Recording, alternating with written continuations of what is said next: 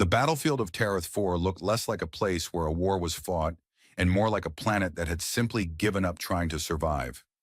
Smoke drifted lazily across the broken plains, curling around shattered vehicles and the skeletal remains of defensive towers that had once hummed with energy shields.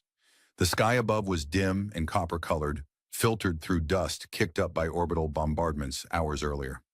Alex Ward moved slowly through the wreckage with the cautious patience of someone who had learned that the battlefield could still surprise you long after the shooting stopped.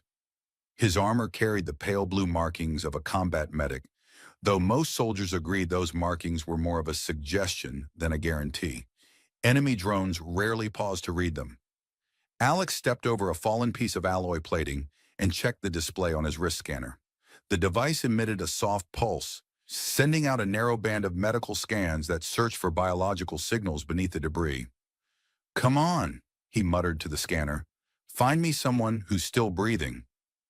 The machine beeped quietly. The display flickered with faint life signs scattered across the field. Most of them were already fading. Alex exhaled slowly. He had been a medic long enough to know that war rarely left enough time to save everyone. Sometimes you just tried to save someone. He moved toward the closest signal. The body belonged to a human Marine whose armor had taken a direct plasma strike. Alex crouched beside him and checked for signs of life. Nothing. The Marine's helmet visor reflected Alex's tired face for a moment before he gently closed it. "Sorry, friend," he murmured. The battlefield stretched endlessly around him, silent except for the occasional crackle of burning debris.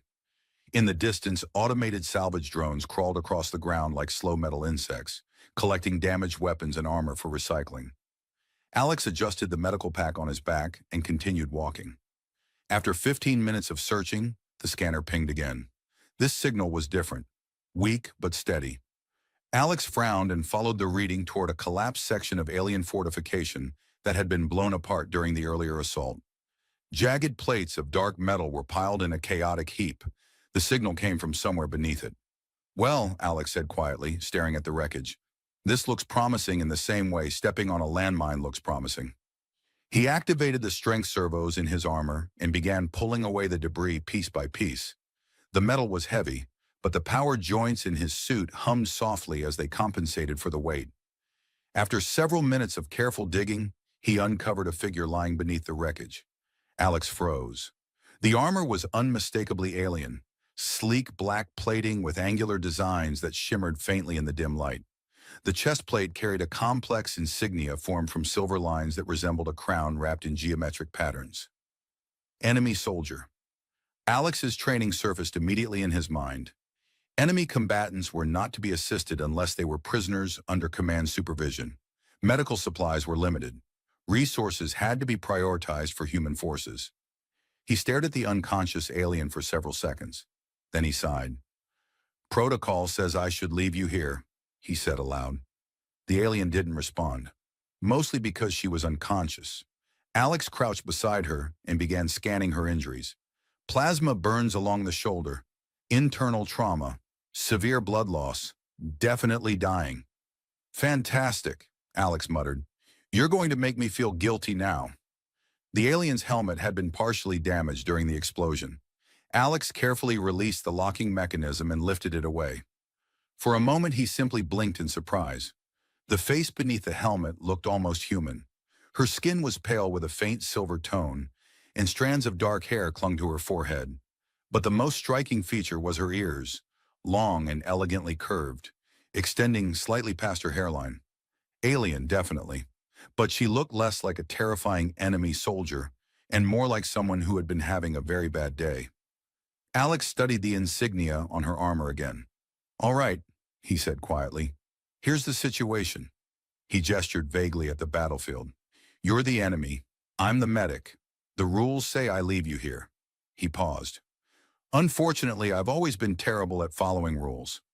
Alex pulled a medical injector from his pack and pressed it gently against her neck. The device released a stream of stabilizing nanites into her bloodstream. Her breathing steadied slightly.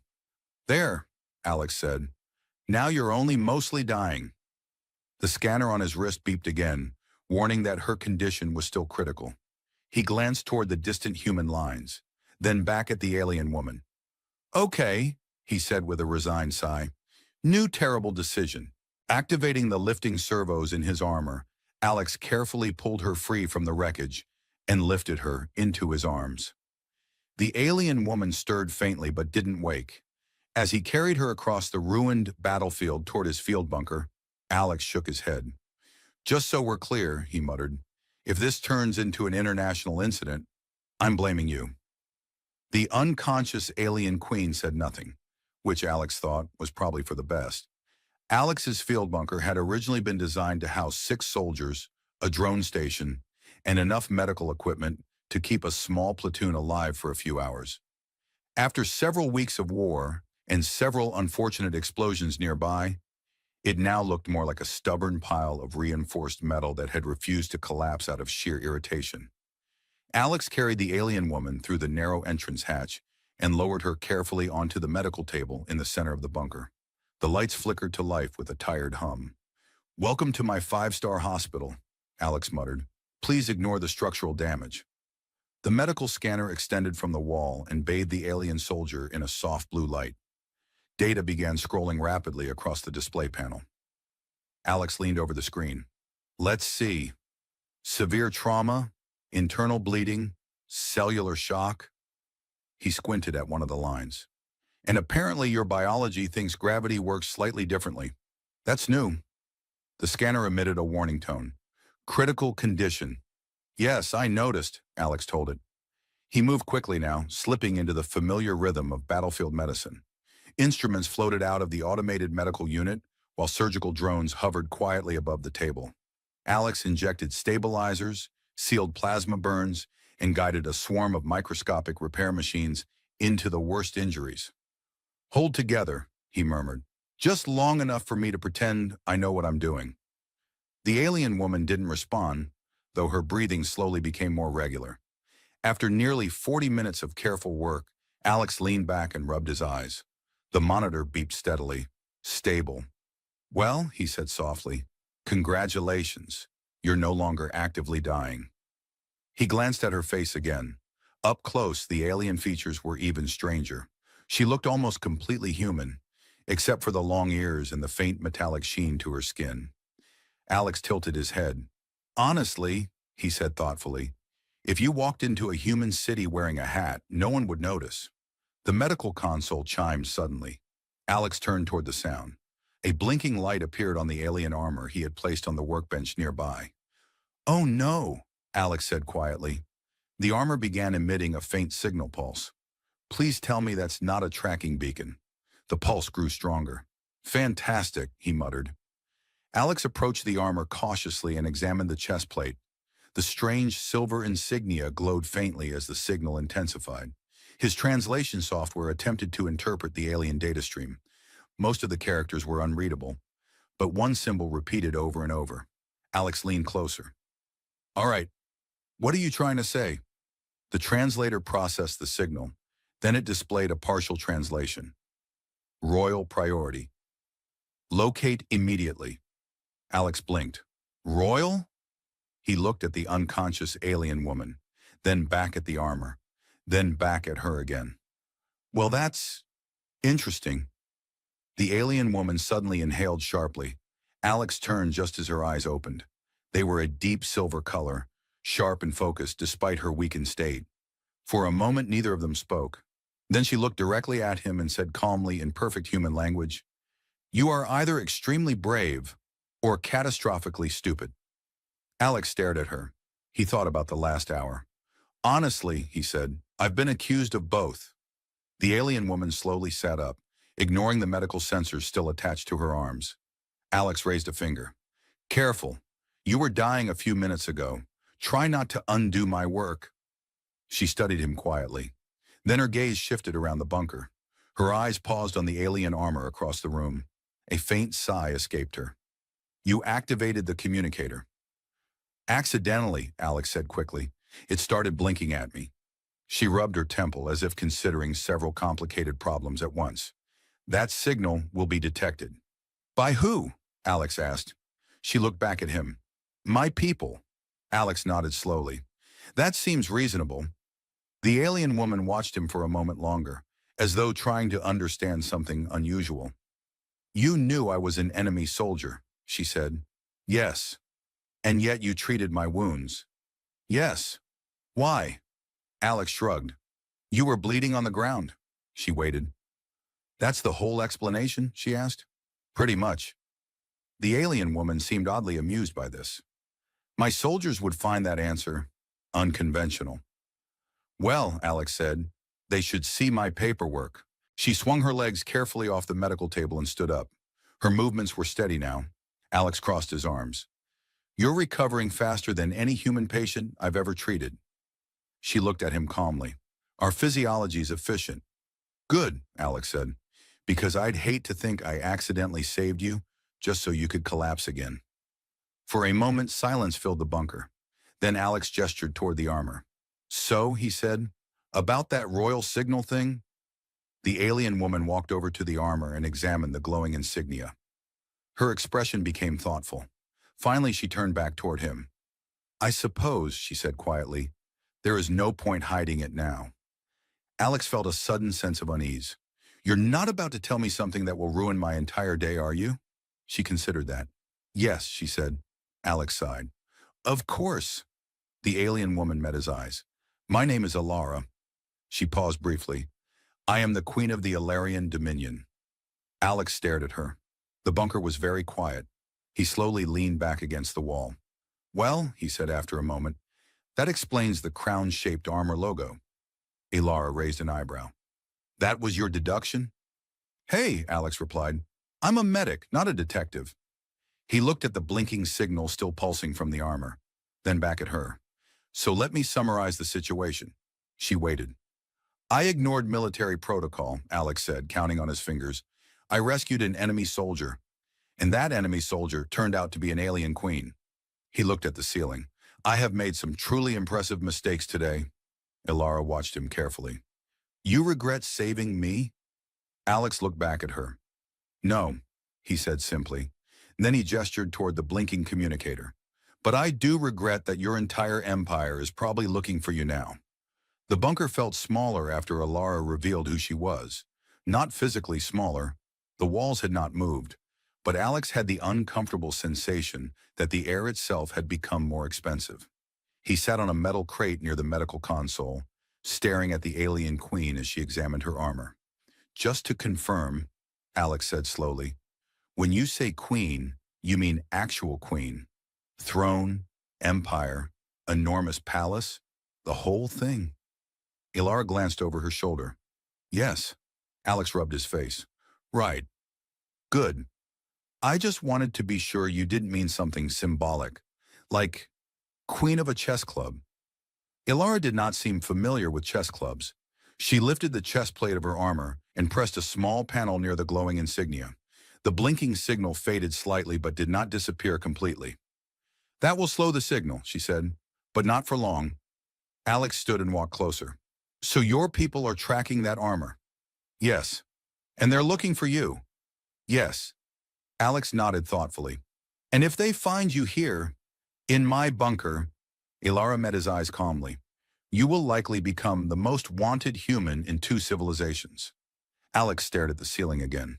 "Great." He gestured vaguely toward the battlefield outside. "I knew this war would be bad for my career."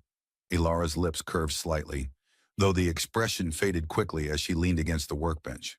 For a moment, neither of them spoke. The bunker hummed softly as air recyclers filtered dust and chemical residue from the outside atmosphere. Alex finally broke the silence. "So, why were you out there?" Ilara looked at him. "On the battlefield." He nodded. "You're the queen of an interstellar empire. Usually those people sit in very comfortable rooms and send other people to fight." She considered the question. "That is what my advisors believe I should do." "And you disagreed?" "Yes." Alex folded his arms. "That's either admirable leadership or the worst security plan I've ever heard." Ilara seemed almost amused.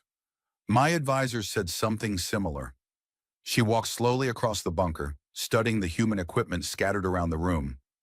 Medical drones, portable scanners, ammunition crates that had been repurposed as furniture. You believe leaders should experience the consequences of their decisions, Alex said. I believe, Alara replied, that ordering soldiers into battle while never witnessing war is a form of ignorance. Alex shrugged. You're not wrong. She looked toward the bunker entrance where faint red light from the burning battlefield filtered through the reinforced hatch. When the war began, she said quietly, many of my generals spoke of strategy, territory, resources. Her voice became softer. But none of them spoke of the soldiers who would die. Alex leaned against the medical table. That sounds familiar. Ilara's gaze moved back to him. So I joined the front lines under a false identity. Only a few trusted commanders knew. And let me guess, Alex said, they hated the idea. They threatened to resign. Alex laughed quietly. That's a classic officer reaction. For a moment, the bunker felt strangely calm, despite the fact that a galactic monarch was standing next to a stack of medical bandages. Then Alex noticed something. You said only a few people knew you were here. Yes. And now you disappeared during a battle. Ilara nodded slowly. Alex pointed at the blinking signal on the armor. So from their perspective, she finished the sentence. The queen of the Ilarian Dominion has vanished. Alex exhaled. That sounds like the kind of situation that causes problems. Ilara walked back toward the armor. It will cause more than problems. She touched the glowing insignia lightly. The royal succession protocols will activate soon. Alex frowned. Meaning? If my survival is not confirmed, she said, several noble houses will claim the throne. And they'll start fighting each other. Yes. Alex nodded slowly. While still fighting humanity. Yes. He stared at her. So the war gets bigger. Ilara did not respond immediately. Finally, she said quietly, much bigger. Alex paced across the bunker. Fantastic. He gestured toward her armor again. Your people are searching for you. Yes. My people would absolutely love to capture you. Yes. And both sides probably have drones scanning this entire region. Ilara nodded. Yes. Alex stopped pacing. He pointed at himself. So I'm currently hiding the most politically dangerous person in the galaxy inside a bunker that was built to store spare medical supplies. Ilara tilted her head slightly. That is an accurate summary. Alex sighed deeply. Next time I find someone bleeding on the battlefield, he muttered, I'm checking their job title first. Ilara actually laughed. The sound surprised both of them. It was soft, but genuine. You regret helping me, she said. No, Alex replied immediately. Then he added, I just wish the universe had sent me a wounded alien accountant instead. Ilara smiled faintly. That would have been less complicated. Alex leaned back against the wall again. Okay, he said. New question. She looked at him. What happens if you go back? To my empire. Yes. She thought for a moment. I would resume the throne. And the war would continue. Alex studied her expression. You don't sound excited about that. Ilara looked down at the medical bandage around her arm. I have walked through battlefields now, she said quietly. She glanced toward the bunker entrance again, where distant flashes of artillery still lit the horizon. I have seen what our war truly looks like. Alex followed her gaze. Yeah, he said softly. It's not exactly inspiring. For several seconds they watched the faint glow of distant explosions. Then Alex cleared his throat. So, just hypothetically.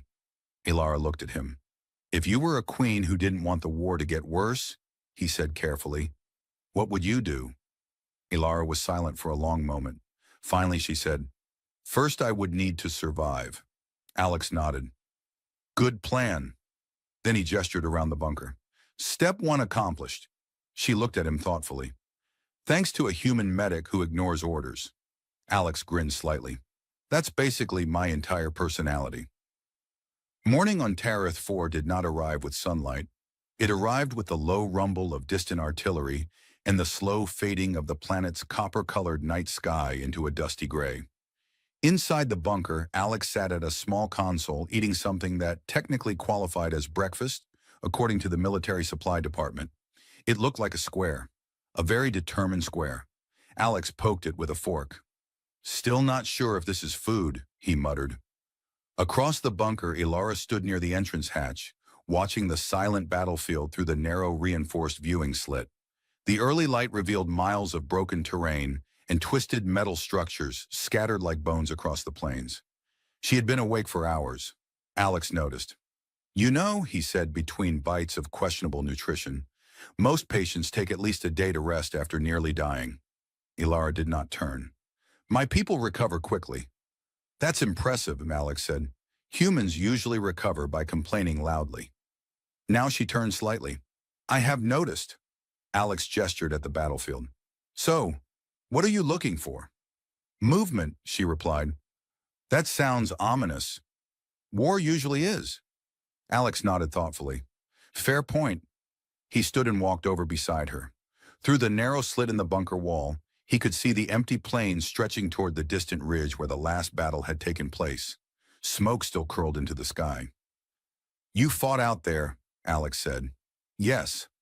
Personally, yes. Alex leaned closer to the slit. Not to criticize royal strategy, he said carefully, but I'm starting to understand why your advisors panic. Ilara's expression remained calm. They believe a queen should be protected. And you disagree. I believe leadership requires presence. Alex considered that. You know, he said, human commanders usually say something similar right before sending everyone else into danger. Ilara glanced at him. That seems inefficient. Alex laughed quietly. Welcome to military logic. He stepped away from the wall and stretched his arms. So what exactly were you doing on the front line? Ilara walked back toward the medical table. I served as a tactical commander. Alex blinked. Undercover? Yes. Your soldiers didn't know you were their queen. Most did not. Alex leaned against the table. That must have been awkward. Ilara looked at him. Why? Well, Alex said, imagine yelling battlefield orders at someone and later discovering you just shouted at the queen of your empire. Ilara paused. That did happen once. Alex raised an eyebrow. And? The officer fainted. Alex burst out laughing. Okay, that's fair. The bunker lights flickered briefly as a distant shockwave rolled across the ground. Both of them felt the vibration through the floor. Still fighting out there, Alex said. Yes. He glanced toward the workbench where Ilara's armor still rested. The insignia continued to pulse faintly. Alex pointed at it. That thing still broadcasting your royal location? Ilara nodded. The signal suppressor is temporary. How temporary? She examined the blinking pattern. Hours. Alex sighed. Fantastic. He walked over and tapped the armor. You know this little glowing symbol might get us both captured. Ilara studied it quietly. Yes. Alex crossed his arms. So, what's the plan? She looked up. There is no plan yet. That's slightly concerning. Ilara sat down on one of the metal crates. The moment my disappearance is confirmed, she said, the Royal Council will begin succession debates. Alex tilted his head. That sounds political. It is. And political usually means someone tries to take power. Yes. Alex nodded slowly. So while you're hiding in my bunker, your empire might be arguing about who gets your throne. Ilara's voice was calm. They will not simply argue. Alex frowned. They'll fight. Yes. Alex walked in a slow circle around the room. Okay, he said. Let's summarize the situation. He held up one finger. Alien queen missing. Second finger. Empire possibly about to implode. Third finger. And both sides of a galactic war searching for you. Ilara watched him patiently. Alex lowered his hand. And somehow I'm involved in this. Ilara tilted her head slightly. You chose to be involved. Technically, I chose to treat a patient, Alex said. You chose to treat an enemy. Alex shrugged. You were bleeding on the ground. My job description got the better of me. For a moment, the bunker grew quiet again. Ilara studied the various human devices scattered around the room. You live like this during war, she asked. In bunkers? Yes. Alex looked around. More or less. She examined the cracked wall panels, the improvised equipment racks, and the pile of ration containers. This is very primitive. Alex placed a hand on his chest. Hey, this bunker has personality. Ilara looked unconvinced. He pointed toward the small heating unit in the corner. And that machine occasionally produces something resembling coffee. Ilara blinked. Coffee? Alex nodded seriously. The only reason humanity survives war. Ilara seemed curious. What does it do? It prevents soldiers from collapsing while making terrible decisions. She looked at him. That explains much. Alex grinned. Exactly. The armor on the workbench suddenly emitted a louder pulse. Both of them turned toward it. The insignia glowed brighter. Alex frowned. That can't be good. Ilara stood and approached the armor. The communicator panel activated automatically, projecting faint alien symbols into the air. Alex watched the holographic characters scroll across the display. Your people? He asked. Yes. What are they saying? Ilara read the message silently. Her expression changed slightly. Search fleets have been deployed. Alex folded his arms. Looking for their missing queen. Yes. He looked toward the bunker entrance again. So basically the entire war zone is about to become a giant search operation. Ilara nodded. That would be a reasonable expectation. Alex rubbed his forehead. You know, he said slowly, most medics just deal with broken bones. Ilara glanced at him. You appear to specialize in political disasters. Alex sighed. Apparently.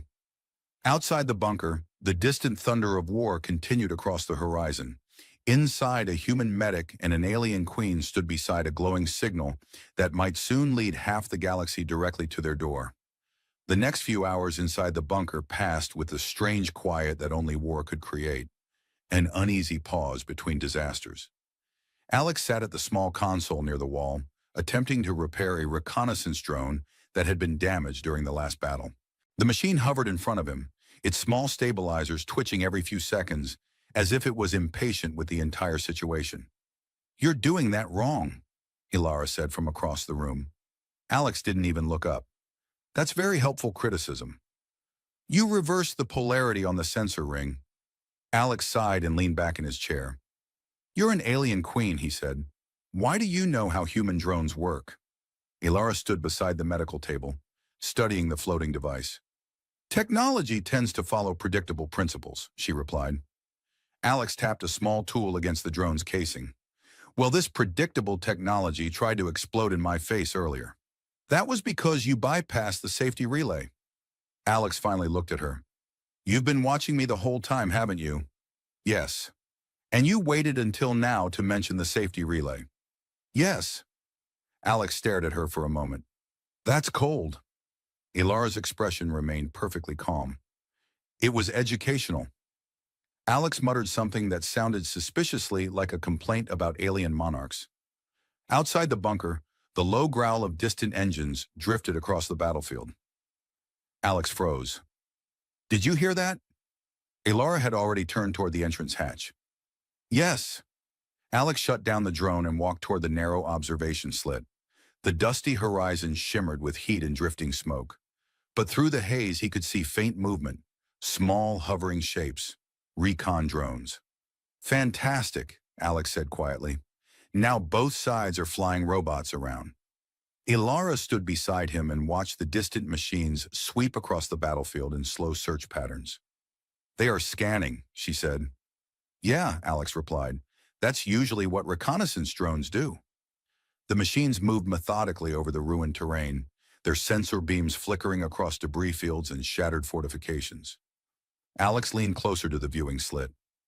If they get closer, they'll detect the bunker's energy signature. Ilara glanced back at the armor on the workbench. And the signal from my communicator. Alex nodded. Exactly. He turned away from the wall and began pacing slowly across the room. Well, he said, this is the part where the medic begins regretting his life choices. Ilara watched him. You regret helping me? No, Alex said immediately. I regret helping you in a bunker that apparently glows like a beacon to every scanner in the galaxy. Ilara considered this. That is a valid concern. Alex stopped pacing. Thank you. He gestured toward the ceiling. You know what the worst part is? What? I still haven't finished my breakfast. Ilara raised an eyebrow. The square? Yes. You were eating military rations. Alex folded his arms. Don't insult the square. Alara looked unconvinced. I believe the square insulted itself. Alex laughed quietly. You're adapting to human humor surprisingly fast. I am observing your coping mechanisms. Is that what you call sarcasm? Yes. Alex shook his head. Fantastic. Now the alien queen is analyzing my psychological stability. Ilara sat on one of the metal crates near the wall. I find humans interesting. That's usually what scientists say before dissecting something. She ignored that. You helped an enemy soldier despite knowing it violated your orders. Alex shrugged. That's not unusual for medics. But you also joked about it. That's extremely usual for medics. For a moment, the bunker filled with silence again. Outside, the recon drones drifted slowly across the sky like metallic insects searching for prey. Ilare watched them through the viewing slit. If my empire finds me here, she said quietly, they will not understand your actions. Alex leaned against the wall. That's okay. Most humans don't understand my actions either. She turned toward him. You could deliver me to your commanders. Technically, yes. They would reward you. Probably. Ilara studied his expression. Yet you have not done so. Alex thought about that for a moment. Then he shrugged. You were bleeding on the ground. Ilara waited. That's still your entire explanation? Alex nodded. Pretty much. She looked amused again. Your logic is very simple. Thank you. I did not mean that as praise. Alex grinned. I'm choosing to interpret it that way. The recon drones outside shifted their search pattern slightly, moving closer to the bunker's position. Alex noticed immediately. Oh, he muttered. That's not good. Ilara stepped beside him again. The machines were still far away, but their sensor beams were now sweeping across the ridgeline directly above the bunker. They are expanding the scan radius, she said. Alex crossed his arms, which means eventually they'll sweep this location. Yes. He stared at the drones for several seconds. Then he turned back toward the armor on the workbench. The communicator signal pulsed steadily. Alex pointed at it. That thing is basically shouting, Queen inside this bunker to half the galaxy. Ilara walked over to it slowly. The suppressor will fail soon. How soon? She examined the signal pattern. Less than an hour. Alex inhaled slowly. Great. He rubbed the back of his neck. So our options are hide, run, or improvise something incredibly stupid. Ilara looked at him. You appear experienced with the third option. Alex smiled. That's my specialty. The recon drones outside continued drifting closer across the scarred battlefield. Inside the bunker, the glowing insignia of a hidden queen pulsed brighter with every passing minute. Alex stared at the glowing insignia on Ilara's armor as if staring long enough might convince it to stop existing. It did not cooperate. The signal pulsed steadily across the bunker, broadcasting royal importance to anyone with a scanner and curiosity. Well, Alex said slowly, that's extremely inconvenient. Ilara stood beside the workbench, studying the signal pattern projected above the communicator panel. It will intensify soon, she said. Alex rubbed his temples. Yes, that's exactly the kind of sentence that makes my day better. Outside, the distant recon drones continued sweeping the battlefield. Their faint mechanical hum drifted through the bunker's reinforced walls like an unpleasant reminder that hiding forever was not an option. Alex paced across the room again. Okay, he said, thinking out loud. Your empire is searching for you. Yes. My army would love to capture you. Yes. And the moment someone scans this bunker, we both become a historical footnote. Ilara tilted her head slightly. That is one interpretation. Alex pointed at her armor. So the obvious solution is to stop that signal. The communicator cannot simply be disabled, she said. It is tied to royal security protocols. Alex sighed. Of course it is. He walked over to the drone he had been repairing earlier and tapped its metal casing thoughtfully. Tell me something, he said. Ilara looked at him. If your people detect that signal, what exactly do they expect to find? The Queen, she replied calmly. Alex nodded. Yes, that part I understand. He crouched beside the drone and began adjusting its sensor ring. But do they know where the signal is coming from exactly? Only within a certain range. How precise? Several kilometers. Alex looked up with a small grin. That's workable. Ilara watched him carefully. You have an idea. Yes. Is it a good idea? Alex hesitated. It is definitely an idea. She waited. Alex stood and gestured toward the drone. This little machine has a stealth field generator. Ilara examined the device. Primitive but functional. Thank you, Alex said. I think. He lifted the communicator unit from her armor and placed it carefully into the drone's cargo compartment. Ilara raised an eyebrow. You are relocating the signal. Exactly. Alex sealed the compartment and activated the drone's power core. The small machine hummed to life, stabilizers glowing faint blue. If the signal is moving, he said, the search fleets will chase it. Ilara crossed her arms. And the signal will lead them away from the bunker. Precisely, she considered the plan. This is clever.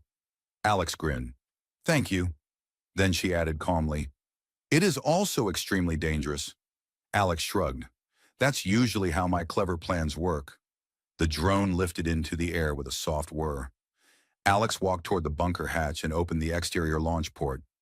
Dusty wind swept briefly into the room before the pressure seal engaged. You ready? He asked. Ilara watched the hovering machine. Yes.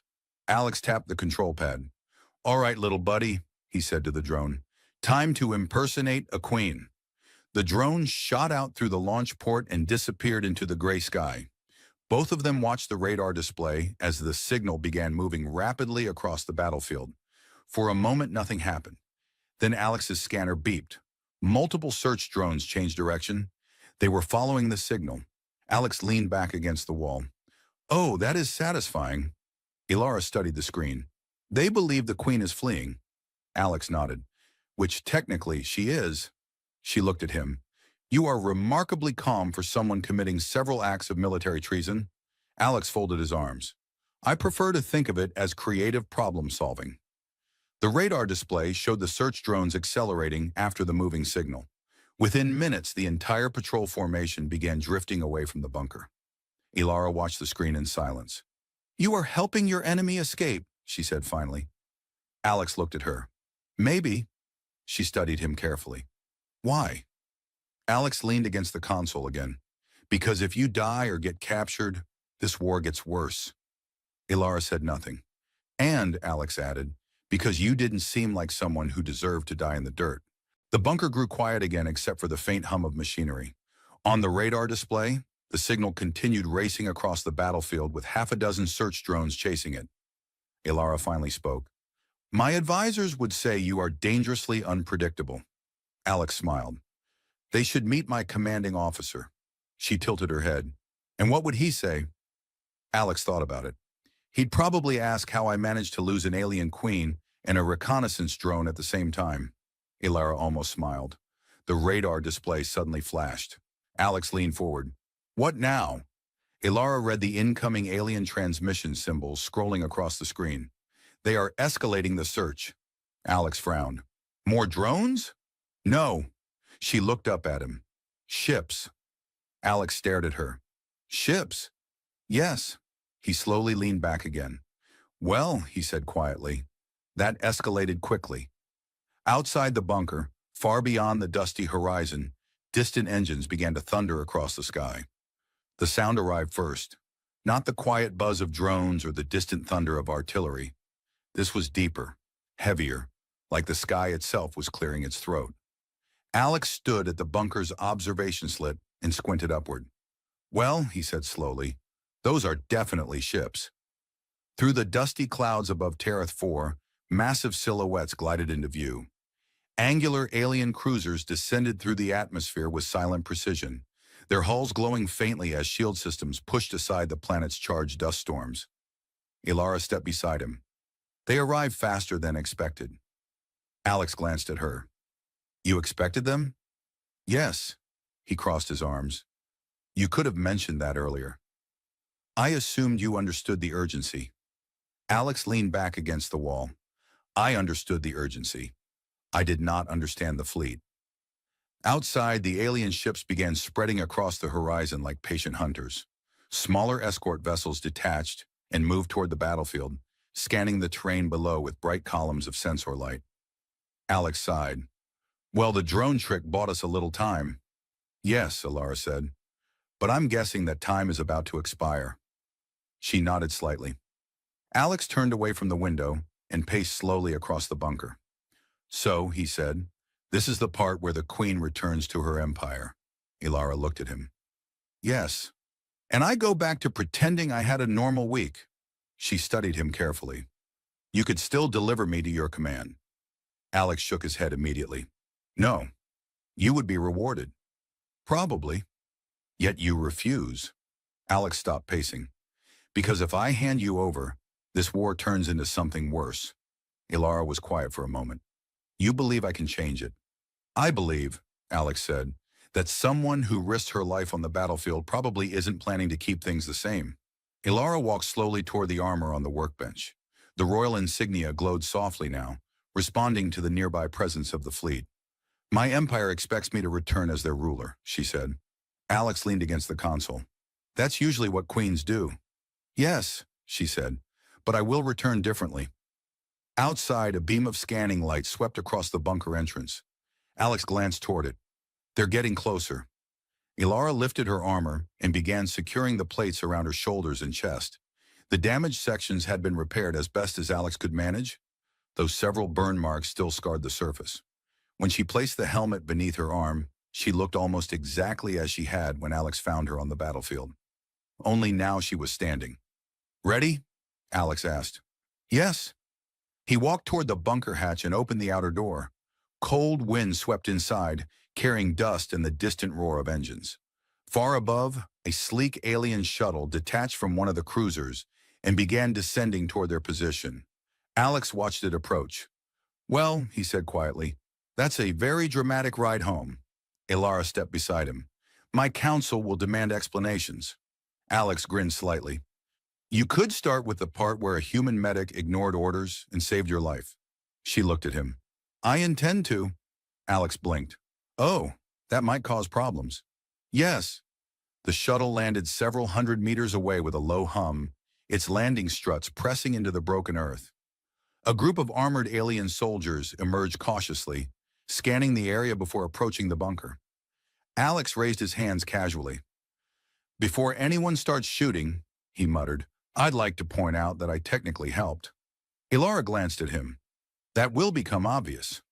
The alien soldiers stopped several steps away when they recognized her. Every one of them lowered their weapons and bowed. Even through their helmets, the shock was obvious. Their queen was alive. Ilara stepped forward. I will return with you, she said calmly. One of the soldiers hesitated. Your Majesty, we believed. I know, she said. They moved aside, clearing a path toward the shuttle. Alex remained near the bunker entrance. Well, he said, this is where we say goodbye. Ilara turned back to him. For now. Alex raised an eyebrow. That sounds ominous. She studied him for a moment. You changed the course of this war. Alex shook his head. I just patched someone up. Yes, she said, and treated an enemy as a person. The wind carried dust across the battlefield between them. Ilara walked toward the shuttle ramp, then paused. Alex Ward. He looked up. If the negotiations succeed, she said, you may find yourself invited to a diplomatic summit. Alex stared at her. You're joking. No. He rubbed the back of his neck. A week ago, I was fixing broken bones in a bunker. Yes. And now I might end up in interstellar politics. Ilara's expression softened slightly. You adapt quickly. Alex sighed. I really don't. She stepped into the shuttle. The ramp began to close. Before it sealed completely, she looked at him one last time. You once asked why a queen would walk onto a battlefield. Alex nodded. Yes. Ilara's voice carried across the wind. Because leaders must see what their decisions cost. Then the ramp closed. The shuttle lifted into the sky and accelerated toward the waiting fleet. Alex stood alone beside the bunker as the alien ships slowly turned and climbed back into orbit. For the first time since the war began, the battlefield was silent. Alex looked up at the empty sky. Well, he muttered to himself, that was definitely not in the medical handbook. He turned back toward the bunker. There were still wounded soldiers out there somewhere, and Alex Ward was still a medic. But as he picked up his scanner and stepped back into the dust-covered battlefield, he couldn't help thinking that somewhere in orbit, An alien queen was about to change the future of two civilizations. All because one stubborn human had decided that saving a life was more important than following a rule.